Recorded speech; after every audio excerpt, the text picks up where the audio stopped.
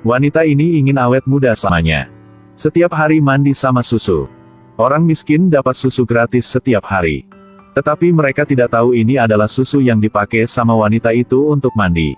Ceritanya terjadi di zaman kuno. Ratu melihat mawar dengan duri mekar di salju putih. Dia mengangkat tangannya untuk menyentuhnya, tetapi tangannya tertusuk duri dan berdarah. Pada saat itu, dia membuat satu keinginan. Dia berharap bayinya akan lahir dengan kulit seputih salju, bibir semerah darah, rambut sehitam eboni. Tidak lama kemudian, sang ratu melahirkan seorang bayi perempuan. Itu putih salju. Putri diberi dari Tuhan ini dicintai oleh semua orang. Tidak lama, ratu meninggal.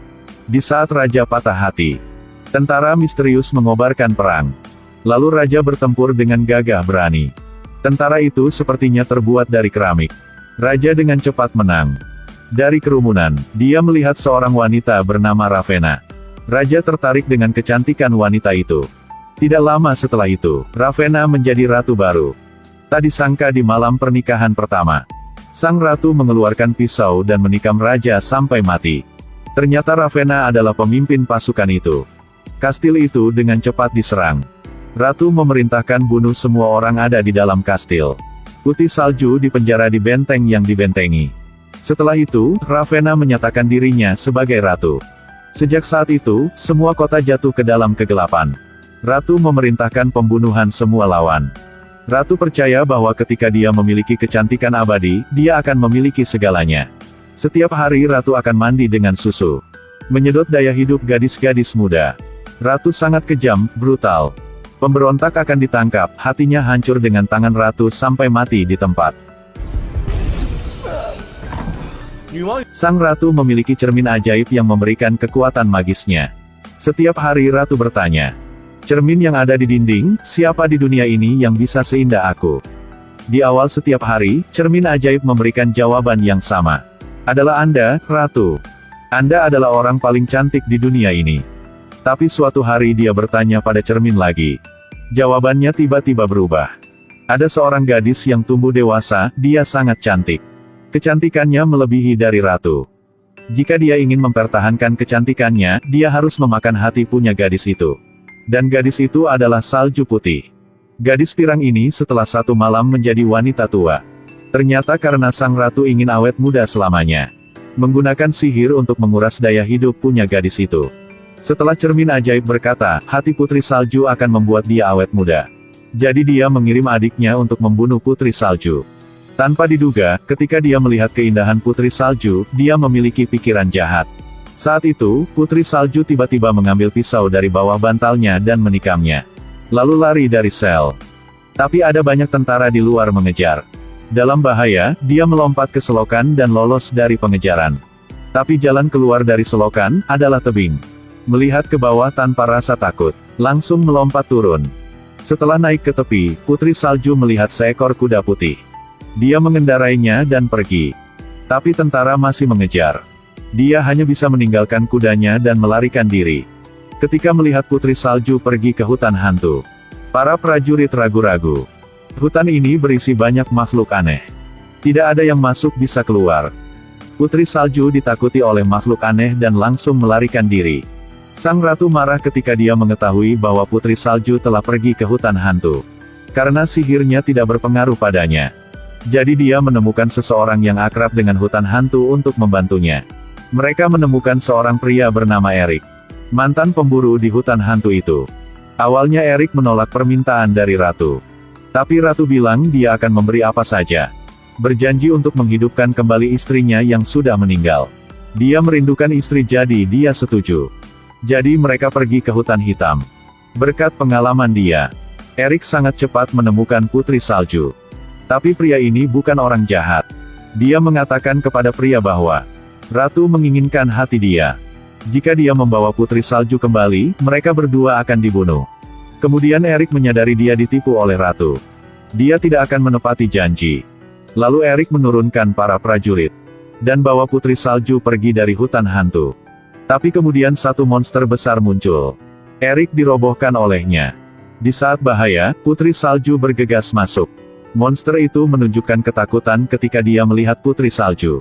Tidak tahu apa alasannya. Tapi sepertinya ada semacam kekuatan yang bekerja padanya. Monster itu melarikan diri ke tempat lain. Setelah bahaya ini berlalu, ada bahaya lain muncul. Sementara mereka berdua beristirahat, mereka diserang oleh sekelompok kurcaci. Ketika mereka hendak membunuh Erik, para kurcaci dihentikan oleh keindahan Putri Salju. Setelah mengetahui bahwa Putri Salju adalah anak raja, mereka memutuskan untuk melindunginya. Mereka bilang dia adalah dewi yang bisa menyelamatkan kerajaan. Saat itu tentara datang. Sekelompok kurcaci membawa mereka ke tempat rahasia. Di sini seperti surga yang penuh dengan kehidupan. Ada begitu banyak makhluk indah. Semua orang melewati malam yang damai. Keesokan harinya ketika Putri Salju bangun, dia melihat dua burung bertengger. Kemudian kedua goblin keluar. Di bawah bimbingan para goblin, dia menemukan satir, rusa putih. Sekarang semua orang tahu bahwa Putri Salju memiliki kekuatan penyembuhan magis. Kemana dia pergi semua penyakit hilang. Sekarang tentara datang untuk mencari lagi.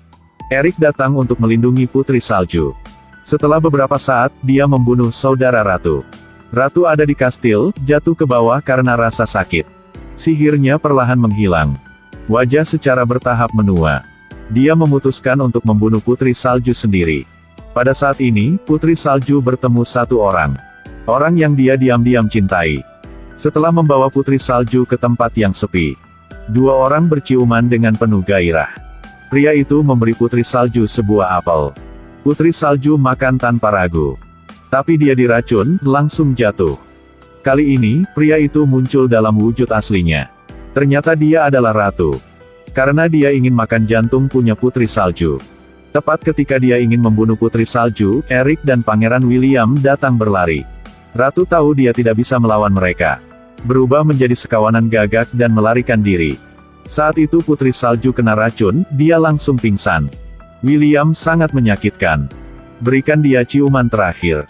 Sayang sekali dia tidak bangun seperti dongeng. Sekarang Ratu terluka. Dia menghisap vitalitas para prajurit, menyembuhkan tubuh di tempat rahasia. Ini adalah orang-orang yang mendukung ayah Putri Salju. Erik yang patah hati memberikan ciuman pada Putri Salju. Tiba-tiba Putri Salju bangun lagi. Semua orang sangat terkejut. Iman mereka menjadi lebih kuat. Putri Salju adalah orang yang memimpin mereka untuk menggulingkan Ratu. Putri Salju mendorong semua orang, meningkatkan kekuatan bertarungnya. Putri Salju dan pasukannya tiba di kastil. Tapi kastil ini dipertahankan dengan baik. Mereka tidak tahu bagaimana cara masuk ke dalam. Putri Salju sekarang mengingat jalan keluar rahasia yang pernah dia lalui. Para kurcaci mendobrak masuk ke pedalaman. Dan buka gerbang bentengi punya kastil. Mengatasi semua rintangan, Putri Salju menemukan Ratu. Ratu lebih kuat sekarang. Gunakan sihir dia. Mengepung para tentara punya Putri Salju. Ketika Ratu mengendalikan Putri Salju. Karena sedikit kecerobohan, dia ditikam sampai mati oleh Putri Salju. Wajah dan penampilannya kembali ke bentuk aslinya. Masa kelam kerajaan telah berakhir. Cerita akhir di sini. Putri Salju menjadi ratu baru. Kerajaan ini penuh dengan kehidupan lagi. Semua orang bahagia dan hidup damai. Putri Salju dan Erik saling memandang dengan penuh kasih sayang. Oke, video berakhir di sini. Terima kasih dan sampai jumpa.